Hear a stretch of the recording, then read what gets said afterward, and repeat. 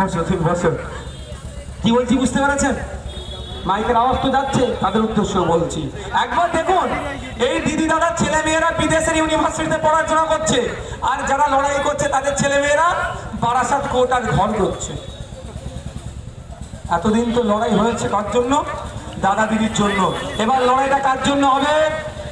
গণতান্ত্রিক প্রক্রিয়ায় লড়াইটা কার জন্য হবে? আপনার জন্য। লড়াইটা কার জন্য হবে? আমার জন্য, আমাদের জন্য। আমরা গণতান্ত্রিক প্রক্রিয়ায় লড়াই করবো, হবে তো নাকি ভাই?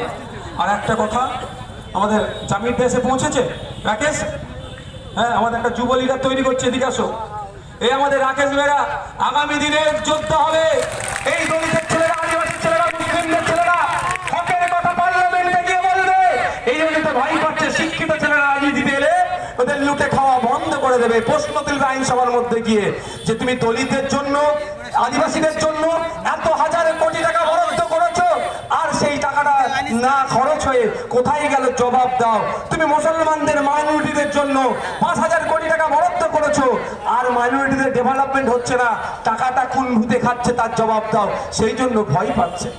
তাই আপনাদের বলবো, ভয় পাওয়ার কোনো জায়গা নেই। আপনারা ভয় পান নাকি ভাই? এই কে যারা ভয় পান না একটা হাত তুলুন তো। কেউ ভয় পান? তারপরে আমি বলে দিচ্ছি আপনাদের, ভয় পাওয়ার দরকার নেই। এরা কি করবে খুব বেশি হলে? সন্দেশখালীর বাঘের অবস্থা কি হয়েছে দেখেছেন তো? এখন পিজন ভান থেকে কাঁদছে, ঝরঝর করে কাঁদছে। দাঁড়াও, এই তো সবে শুরু, সামনে থেকে গুরু। কত মায়ের কোল খালি করেছো তুমি সময়।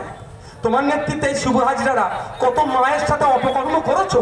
দাঁড়াও, এই তো চোখের পানি বার হচ্ছে, পানি শেষ হয়ে যাবে। দেশের বিচার ব্যবস্থা, দেশের প্রধানমন্ত্রীকে জেল ছাড়তে হয়েছে, মুখ্যমন্ত্রীরা জেলে আছে, জেলে মুখ্যমন্ত্রী মরেছে। ও তো ওরা তো শিবু উত্তম আর শাহজাহানরা তো চুনোপুটি। আপনাদের এলাকায় অনেকে আছে এই ধরনের, তাদেরও বলুন তৈরি হতে আগামী দিনের জন্য।